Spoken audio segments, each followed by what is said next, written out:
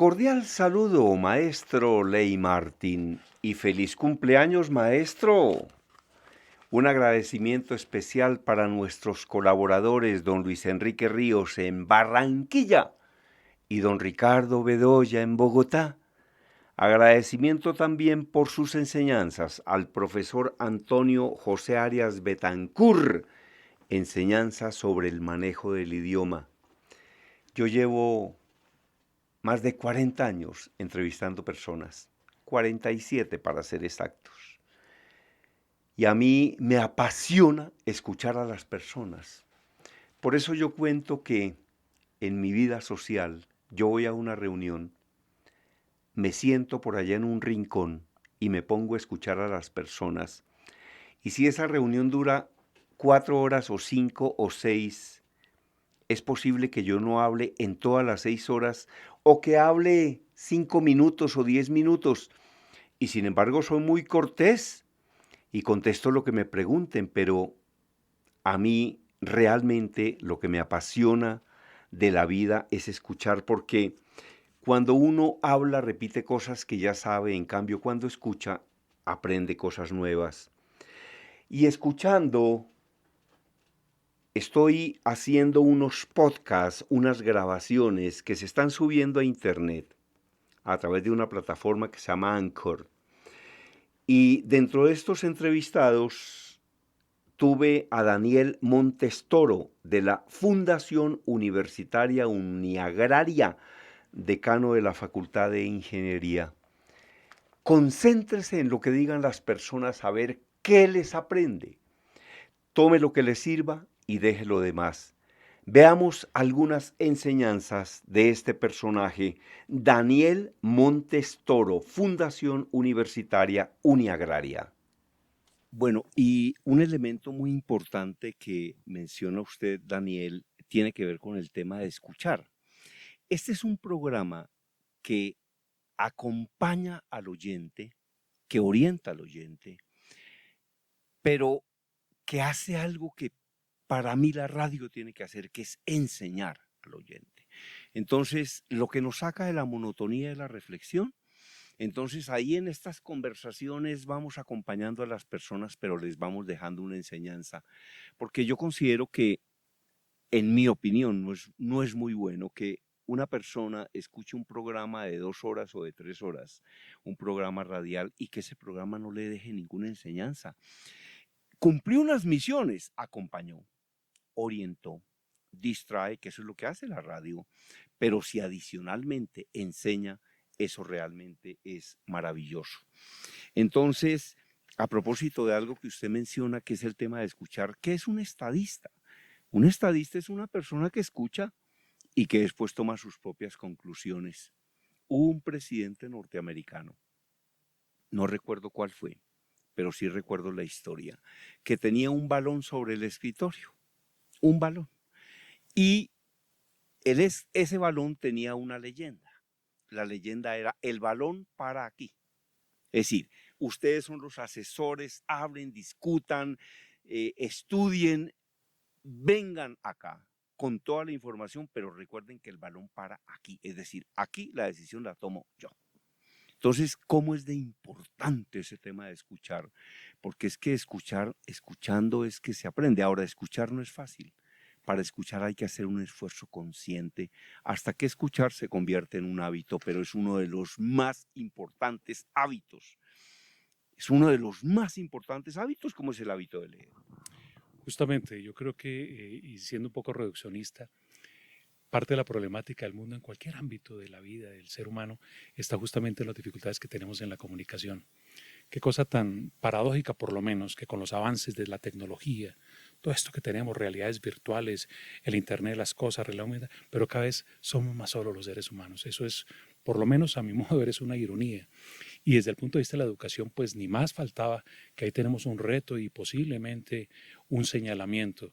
Los que hemos ocupado la docencia o tenemos de una u otra manera esas responsabilidades de escuchar, de entender a ese estudiante, a esa comunidad, pues parte de ese manifiesto tan singular, pero tan sutil y complejo a la vez, que es escuchar. Desgraciadamente, desde el mismo poder, desde la misma academia se presume que somos simplemente emisores y que no hay otro más allá que el que asiente, y eso yo creo que es una falacia. Más bien, qué bueno es que a partir de ese conocimiento y ese añadir valor es construir desde y para el otro, en cualquier actividad, por simple que parezca. El estadista, por supuesto, usted lo cita, hombre Germán, y el estadista, y no porque vivamos esta coyuntura tan inquietante que vive el país, pero un estadista, un líder, me apoyo más bien en la nominación de este programa que genera ese tipo de reflexión, un líder que no escucha definitivamente no es líder, porque es que el liderazgo no tiene nada que ver con poder, sino más bien con esas competencias blandas que hablan algunos de los expertos, que tiene que ver con la asertividad, con el escuchar, con la empatía misma. Si uno lo mira desde las mismas filosofías y desde la misma religión, la empatía no es más ni nada menos de algo tan simple pero tan maravilloso, y es ponerse en el lugar o en los zapatos del otro. Y eso tiene toda una reflexión y unas implicaciones desde el mismo humanismo y desde la misma esencia y la emanencia de los seres humanos. Qué tan interesante es ver desde el otro, así no, es decir, yo puedo respetar, así no esté de acuerdo, y ahí es donde vienen las disquisiciones. Y eso, si uno lo traslada al aula de clase, que es, digamos, el sitio o digamos, la trayectoria en la que me he desempeñado los últimos 25 años, a veces los mismos docentes somos tan ampulosos, tan soberbios, que creemos que el conocimiento es algo que lo sacamos de la manera hermenéutica y que nadie más lo tiene. Eso es una mentira. El conocimiento y el acceso a la información está a la mano de cualquiera, pero ¿qué lo hace bonito y qué le añade valor? Vuelvo a repetir las palabras del inicio. Añade valor es cuando lo entiendo, lo comparto y lo construyo a partir del otro.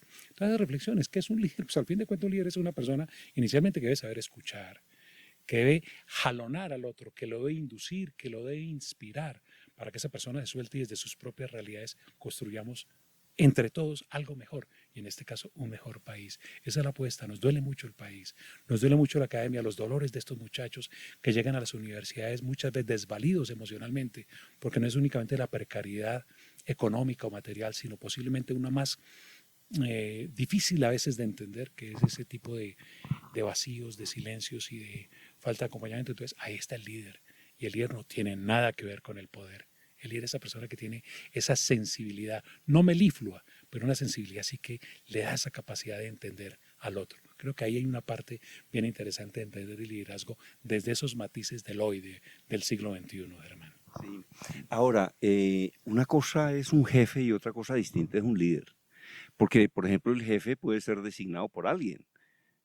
Una persona es dueña de una empresa y lo designa a usted jefe, y es posible que ese jefe ni siquiera lo mereciera. El líder es una persona que se gana ese respeto. Para mí, y lo he leído por muchos lugares, la mejor manera de liderar es con el ejemplo. El líder es esa persona que orienta, pero con el ejemplo. Esa persona a la que los demás siguen, pero lo siguen por convicción y por gusto, no por una imposición. Pero a propósito también de jefes, hay una cosa que uno tiene que aprender en la vida, que es a respetar las jerarquías, porque si no, no le va a ir como muy bien. Hay que respetar las jerarquías.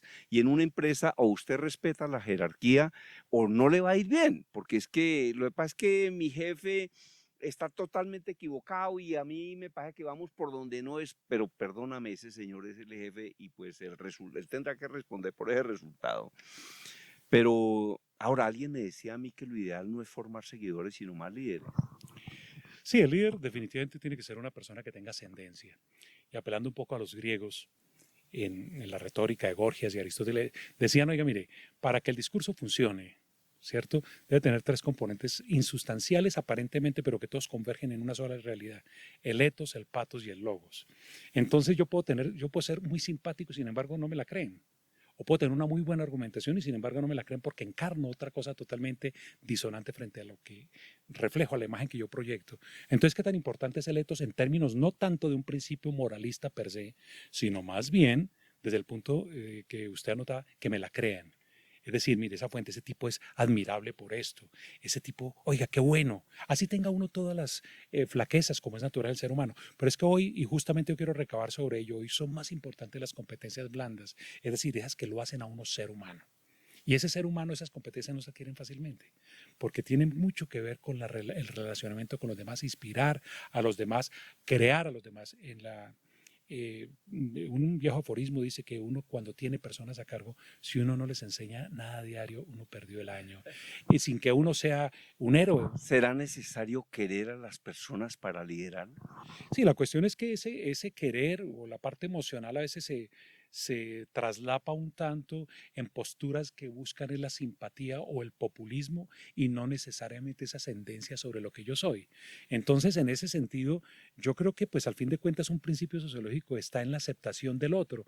Yo busco ser aceptado por usted, hermano, y tal vez nos hayamos visto por ahí a la vera del camino hace algunos años, pero de una u otra manera este momento, que es un momento muy coyuntural y posiblemente muy corto, parte de ese feeling, como llaman algunos, y es, oiga, qué bueno, tenemos diferencias, pero primero somos seres humanos. En las mismas modelos de negocios, qué tan importante es primero que nos la creamos como seres humanos, con todas las diferencias que tengamos. Y entre más diferencias, qué bueno. En Uniagraria, vuelvo a insistir, estamos un poco apostando a ello, a ver a ese ser humano, ver el campesino, ver la ruralidad. Los mismos docentes tienen que hacer trabajo rural, meterse en el terreno para entender ese fenómeno llamado ser humano que en cada contexto es diferente, con unos dolores totalmente diferentes. Yo le decía a mi dentista, hágame pasito. Me dice, ¿por qué? Si no le va a doler. Es que el dolor es solo mío. El umbral de dolor no me lo puede descalificar nadie. Perdóneme un poquito lo ligero del comentario, pero igual, en los asuntos más difíciles es exactamente lo mismo, en el otro y para el otro. Claro. Yo leía no es ni siquiera una frase ni una reflexión, sino era como la parte de una oración que decía que es muy difícil detectar el sufrimiento del otro. Hola, y es de verdad que es difícil detectar el sufrimiento del otro. Yo contaba en un programa una cosa que me ocurrió y que yo no olvido. Y es que yo tengo un amigo judío que se llama, solo voy a dar el nombre, se llama Alberto. Es un judío textilero. Es un tipo muy querido, muy simpático. Lo conocí en un mundo de tertulias.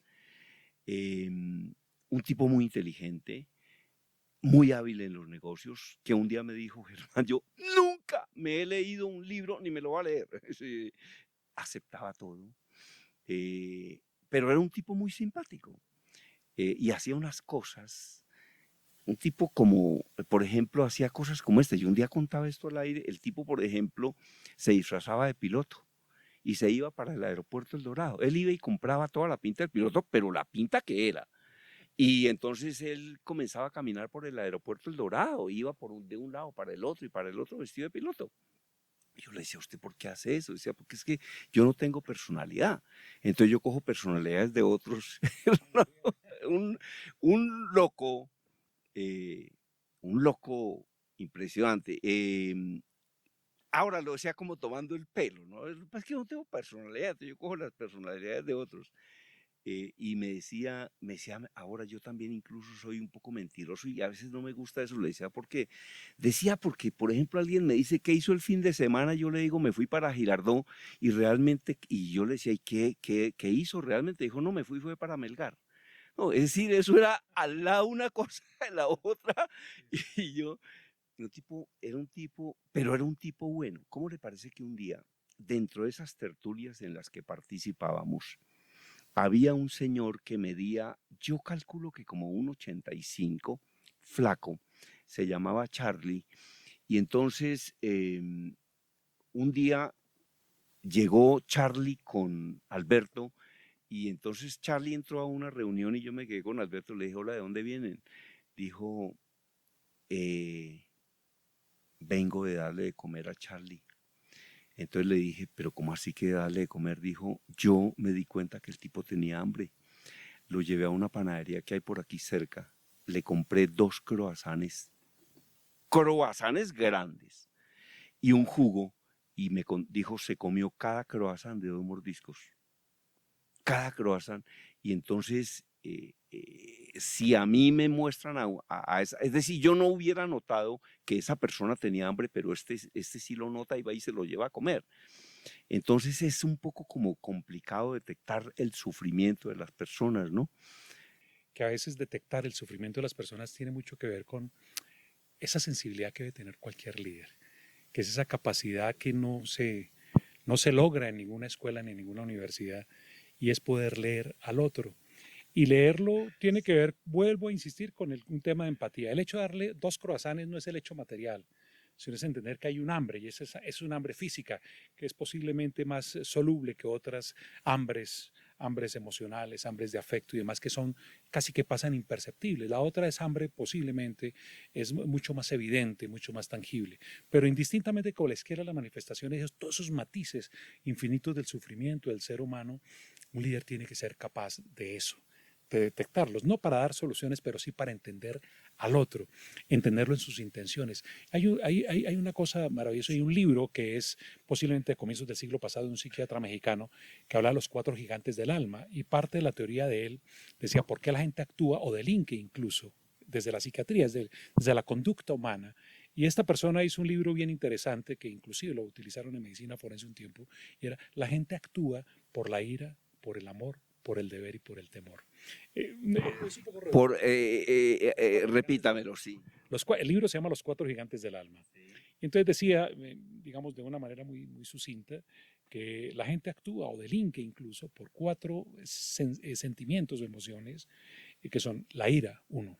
Yo por ira puedo hacer cualquier cosa. Por amor, desde lo más sublime hasta lo más obscuro del ser humano. Freud, por ejemplo, lo manifestaba. El deber, es que yo tengo porque estoy sometido a, y eso es infinito también. Y el temor, que posiblemente es uno de los grandes poderes que funcionan. Bueno, muchísimas gracias al doctor Daniel Montestoro de Uni Agraria. A quien desee escribir un libro sobre su padre, su madre, sobre usted mismo, sobre la historia de su empresa y no sepa cómo se escribe, nosotros se lo ayudamos a escribir o se lo escribimos todo. Me cuenta y le digo qué hay que hacer. A quien desee obsequiado este informe, con mucho gusto, se lo voy a enviar si me escribe a mi correo electrónico conferencistas@hotmail.com. Ya están en Amazon 17 de mis libros, están libro en pasta blanda, también está como ebook y los estoy convirtiendo en audiolibros de 5, 6, 7 horas de puro conocimiento. Me escribe y le digo cómo tiene acceso a estos audiolibros. Eso era todo por el día de hoy, maestro Ley Martin, y le reitero mis felicitaciones por su cumpleaños. Los oyentes que también le manifiesten la felicitación al maestro Ley Martin, nuestro director. Eso era todo por el día de hoy, lo llevo en mi corazón, lo llevo en mis oraciones. Cuídense mucho, siempre con el tapabocas puesto. Hay que cuidarse mucho, que esta pandemia pasará pronto y ya viene la vacuna. Desde Bogotá, la información la presentó Germán Díaz Sosa.